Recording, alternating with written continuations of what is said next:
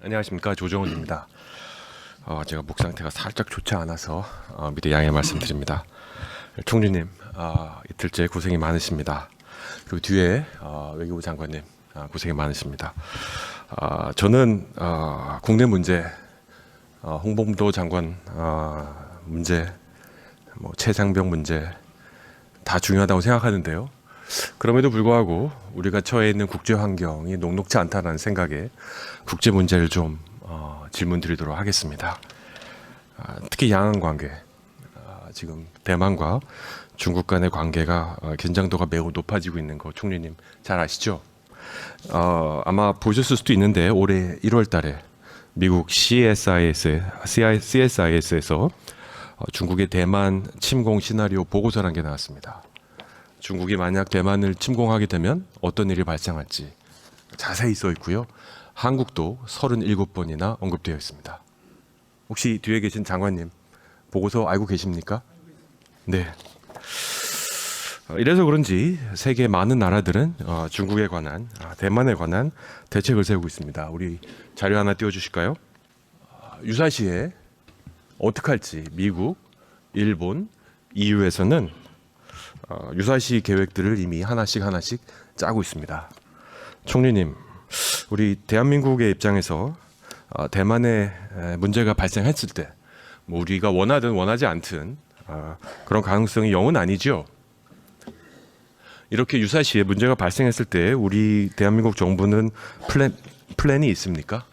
지금 특히 우크라이나 전쟁 이후에 러시아가 우크라이나를 침공한 이후에 무력을 가지고 현상을 변경하는 이런 1945년 2차 대전 끝낸 이후에 일어날 수 없는 것이라고 생각했던 일들이 일어나기 때문에 당연히 이 동북아에 있어서도 그러한 위기 상황에 대해서 대비해야 된다 하는 생각이 굉장히 강해지고 있다는 말씀을 드리겠습니다. 예, 총리님의 원론적 말씀 동의합니다. 근데 결국 대만이 얼마나 중요한지 그리고 우리 국익에 어떤 영향을 미친지 그런 큰 그림을 떠나서 제가 확인해 보니까 오늘 현재 대만에 살고 계신 우리 대한민국 국적 국민이 5,000분이 넘고 기업으로 따지면 100개가 넘는 대기업, 중소기업, 중견기업들이 진출해 있습니다. 만약에 양안 관계가 더 악화되어서 우리가 원하지 않은 그런 활생들이 생기면 과연 우리 대한민국은 우리 교민들을 대피할 계획이 있는지 제가 사전에 외교부에 질의했습니다. 장관님 알고 계시죠? 보고 받으셨죠? 계획이 있습니까? 네, 재외 국민 보호를 위해서는 저희 정부가 최선의 노력을 다해서 우리 국민들을 보호해야 될 의무가 있고, 네, 그런 의미에서 방안들을 저희가 검토하고 있습니다. 네, 장관님 바쁘신 건 알겠는데 전 지금은 이제는 검토가 아니라 계획에 나와야 된다고 생각합니다. 굉장히 심각한 사정들이 벌어지고 있다고 저는 생각합니다. 한 가지 어떻게 보면 좀 쓴소리일 수도 있는데요. 제가 이거 확인하기 위해서 외교부에 저희 의원실에서 전화를 여러 번 했습니다. 재외공간 담당실, 동북아시아국 개발협력국, 주타이페이 한국 대표국부까지 전화했는데요. 대만 문제에 대해서 우리 국이 책임이다라고 하는 사람이 없습니다. 다 잠깐만 기다려주세요. 옆에 국으로 바꿔줍니다. 첫 번째 질문 드립니다, 장관님. 우리 대만 대표부, 대만에 있는 대한민국 대표부는 외교 공간에 대한 불가침, 면책 특권이 명시된 비인 협약이 확실히 적용되는 대표부입니까? 아닙니까? 정식으로 외교 기관은 아닙니다. 따라서 비인 협약의 적용 대상은 아니죠. 그렇습니다. 그러면 우리는 우리 교민들과 우리 재산을 보호할 수 있는 소위 세이프 헤븐, 안전터가 없는 거죠. 네, 아까 말씀드린 대로 우리 사진을 하나 더 재외국민은, 보여드리겠습니다, 장관님. 네, 우리 정부에서 보호할 의무와 책임이 있습니다. 정부에서 뭘 의무와 책임은 있지만 비인 협약에 의해서 아무리 전쟁 중이라도 대사관은 침범하지 않는다는 그런 조약의 방어망에 들어있는 대표부는 아니죠. 게다가 엄밀히 얘기하면 그렇습니다. 네, 다음 3번 슬라이드 한번 보여주시죠. 주 타이페이 대한민국 대표부가 어디 있는지 알아봤더니 당연히 시내 한복판에 15층 건물 한 층을 빌려 쓰고 있습니다. 유사시가 되면 과연 우리 교민들이 저 15층에 갈 수 있을까? 저는 어렵다고 봅니다. 그리고 저 안에 사진인데요. 더 자극적인 사진도 많지만 평시 아무런 문제도 없을 때는 영사 업무하고 하시겠지만 유사시 저런 일이 발생하면 속수무책이 아닌가 싶습니다. 저는 이제 우리 정부가 대만에 대한 양안 관계가 최악으로 발생했을 때 어떤 준비를 우리 교민들 5천 명이나 넘는 우리 교민들 107개나 있는 우리 상사분들을 어떻게 대피시킬지에 대한 계획이 반드시 있어야 된다 생각합니다. 솔직히 있다고 하셨는데 저한테 보내주신 건 없으세요. 근데 봤더니 한 가지 사례가 있긴 합니다. 다음 슬라이드 보시면 1995년으로 기억합니다. 기사 보시면요. 지금 우리가 얘기하고 있는 게 제 4차 양안 위기라고 하는데요. 제 3차 양안 위기가 발생했을 당시에 중앙일보 기자에게, 국회의원도 아닌 중앙일보 기자에게 대만 대표부가 아주 구체적으로 자세하게 이런 계획들이 있다, 비상대책 마련을 한다, 그리고 이런 계획들이 있다고 얘기를 해주셨어요. 어찌 보면 제가 추측컨대 우리 정부가 갖고 있는 건 95년 버전일 수도 있겠다 싶습니다. 보지 않아서 확실히 못만 말씀드릴 수는 없습니다만 그거라도 있으면 다행이다 싶은데 저는 이거 업데이트할 필요 없을까요, 장관님? 네, 우리 국민들의 재외 국민들의 안전은 뭐 대단히 중요하기 때문에 이 안전을 확보하고 또 유사시에 또 어떻게 해야 될지에 대해서 계획을 계속해서 업데이트해 가고 있습니다. 저는 최대한 빨리 이제는 두 번째 슬라이드 좀 보여주십시오. 저도 국제사회에 오래 있었던 사람으로서 왜 대만이 대표부인지 제가 모르진 않습니다. 근데 굉장히 안타까운 건 제가 몇 년 전, 한 2년 전으로 기억되는데 미국에서 한국 반도체 회사에 중요한 기밀 정보를 내라고 했을 때 대만 대표부가 저를 찾아온 적이 있습니다. TSMC와 삼성이 좀 협력을 했으면 좋겠다, 정보 요구에. 제가 산자부에 연락을 했더니 경고를 받았습니다. 절대 대만 대표부 접촉하시면 안 됩니다. 2021년으로 기억합니다. 전 말이 되는 소린가 했습니다. 절대로 적절한 발언이 아니었다고 생각합니다. 호통을 쳤습니다. 그 담당자에게. 우리 총리님 또는 외교부 장관님, 대만이 이제 국교를 중단한 이후에, 대만과 우리가 국교를 중단한 이후에 소위 장관급 이상이 되는 분이 대만을 방문한 적이 있습니까? 장관급은 없는 것으로 알고 있고 차관급이라도 있습니까? 현직들이 가는 것은 아주 없었다고 생각합니다. 그거 너무 중국 눈치 보는 거 아닙니까? 그 대신에 또 외교 관계가 없다고 방문 못하는 건 아니죠. 네, 그러나 각 중요하지 않아서입니까? 아닙니다. 그러한 그 현직이 방문하는 거에 대체할 수 있는 그런 좀 유력한 분들은 방문이 있었던 것으로 그렇게 알고 있습니다. 아니, 현직이 갈 수 있으면 현직이 가는 거지 굳이 대체할 필요가 있습니까? 장관님 혹시 대만 한번 방문하실 생각 없습니까? 미국 국무장관 가고요. 일본 아소타로, 일본에서 굉장히 유력한 정치인 방문한 거 아시죠? 알고 있습니다. 왜 우리는 차관도 못 가고 국장도 못 가고 과장 하나 만나는 것도 힘들고 도대체 누구 눈치 보는 겁니까? 네, 뭐 저도 국회의원 신분으로는 대만에 다녀온 일이 있습니다. 알고 있습니다. 제가 확인해 보니까. 다만 지금 이제 현직 국무위원이기 때문에 또 여러 가지 또 고려해야 될 사항들이 있어서 지금은 검토를 안 하고 있습니다. 저도 대만 교민분들하고 여러 얘기를 나눴는데 그 점에 대해서 굉장히 서운해하십니다. 교민 가고 107개 회사 가고 한 달에 5만 6만 명씩 관광객 가는데 대한민국의 이익이 대만에 없습니까? 우리와 가치와 제도를 공유하는 나라 아닙니까? 중국과 다르게 자유민주주의 제도를 갖고 있고 시장주의를 운영하는 나라인데 양안 관계가 과연 대한민국의 이해관계가 멀은 나라라고 할 수 있을까요? 아까 말씀하신 그 CSIS 보고서, 올해 나온 보고서, 우리 맨 마지막 슬라이드 기본 시나리오, 비관적 시나리오 보시면요, 이거 한국말로 번역한 겁니다. 만약에 전쟁이 발생했을 때 손실, 뭐 좋은 시나리오, 나쁜 시나리오 분석했는데요, 대한민국은 없습니다. 아주 어려운 문제 있습니다. 그리고 민감한 문제일 수 있습니다만 과연 양안 관계가 극단으로 치달을 때 우리 정부는 어떤 입장을 취할지 외교부 장관님, 총리님, 국방부 장관님 준비하셔야 된다 생각합니다. 100km도 떨어지지 않은 일본은 자연 개입할 거라고 저는 확신합니다. 이미 그런 문서들이 일본에서 나오고 있습니다. 우리 입장은 뭡니까? 네. 제가 CSIS 보고서가 아니라 우리 정부에서 그런 입장들을 신중하게 고민해서 담대하게 발표할 때가 됐다고 생각합니다. 네. 어떠십니까, 장관님?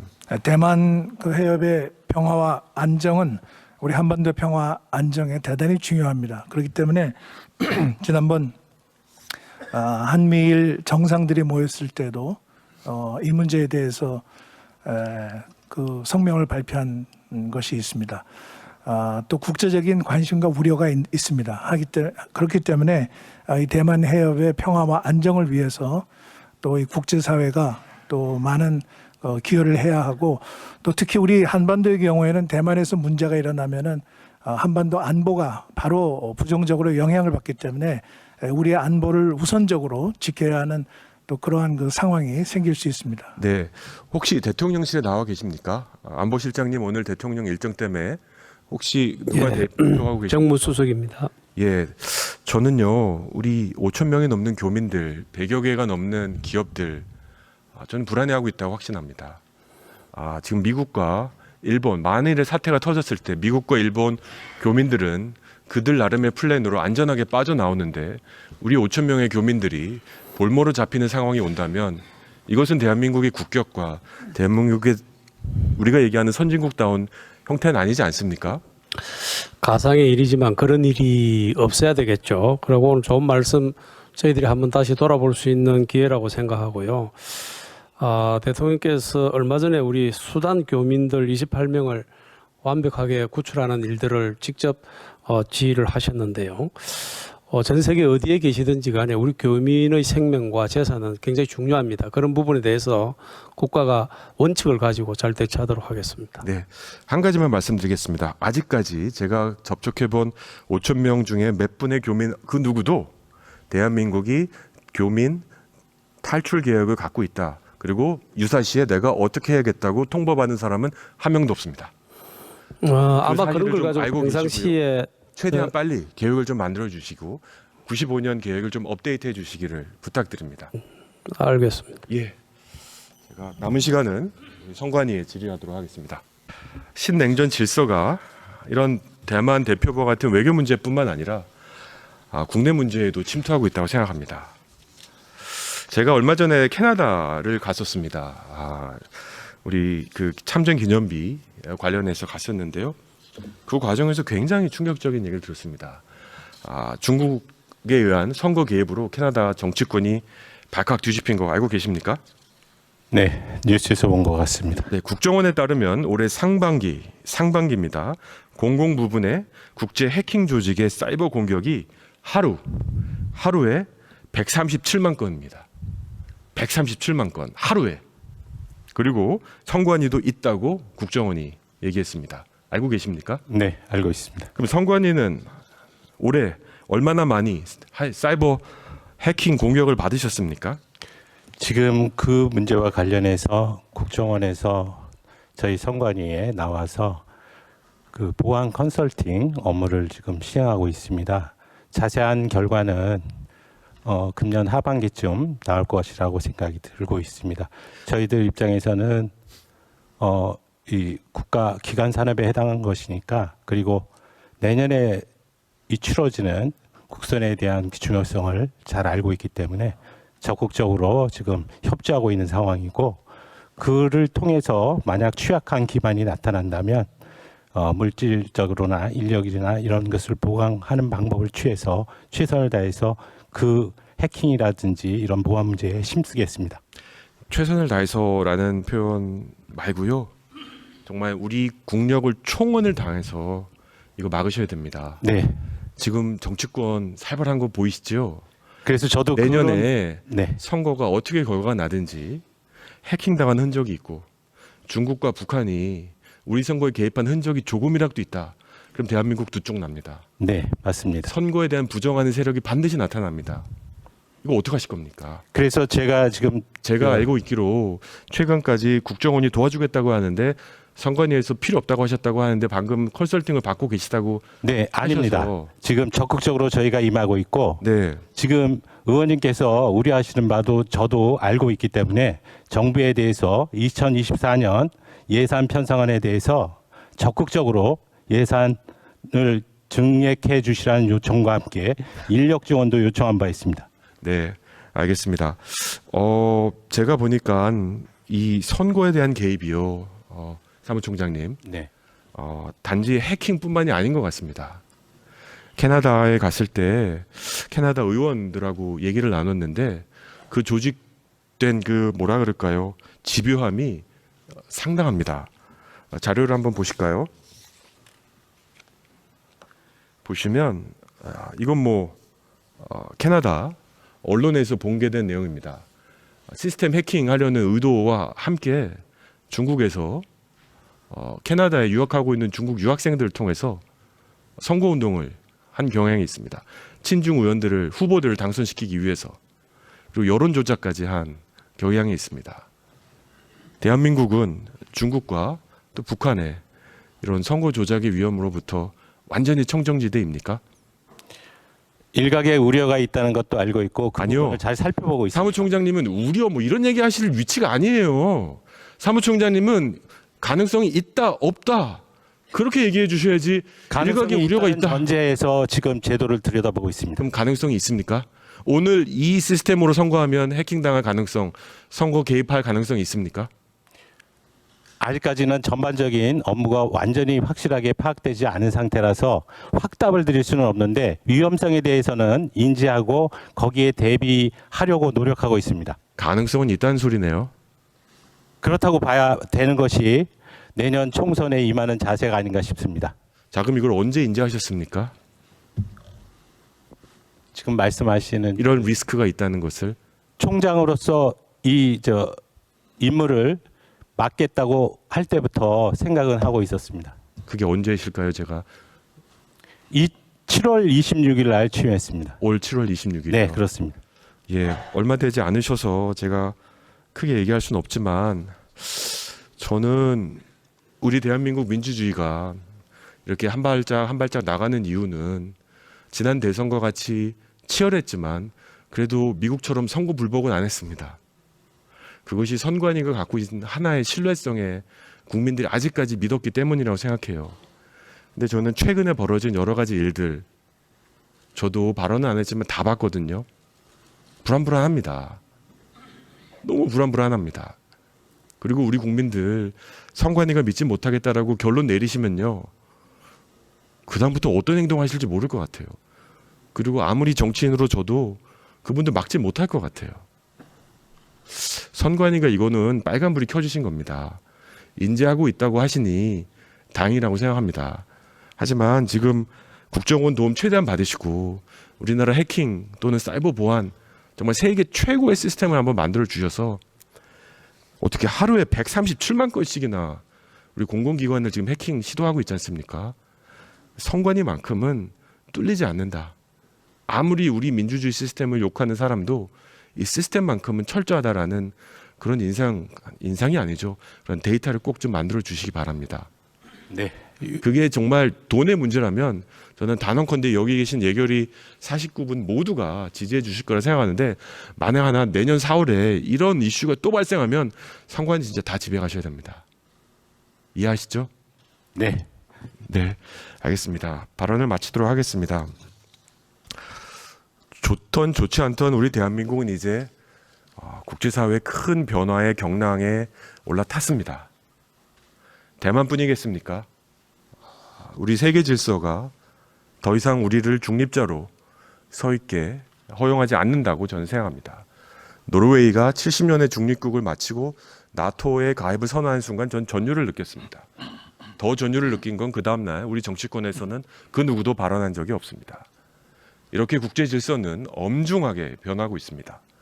우리도 그에 발맞게 국제적인 상황을 맞춰 나가야 된다고 생각합니다. 총리님, 다음 질의를 준비하고 계시지만 제 발언도 듣고 계시죠? 다음 준비 못된 사람이 나오는 것 같긴 한데 제 바람도 들어주셨죠? 네. 그래서 정말 최대한 빨리 양안검이 터지기 전에 대만 대표부에 대한 책임, 대표님을 만들어 주시고요. 선관위는 선거 시작하기 전에 그 어떤 국민도 선관위 시스템에 대해서는 신뢰할 수 있는 그런 확신을 주십시오. 10번이고 100번이고 시연해 주십시오. 아시겠습니까? 네, 의원님 말씀 유념해서 잘 해보도록 하겠습니다. 네, 감사합니다. 질의 마치도록 하겠습니다.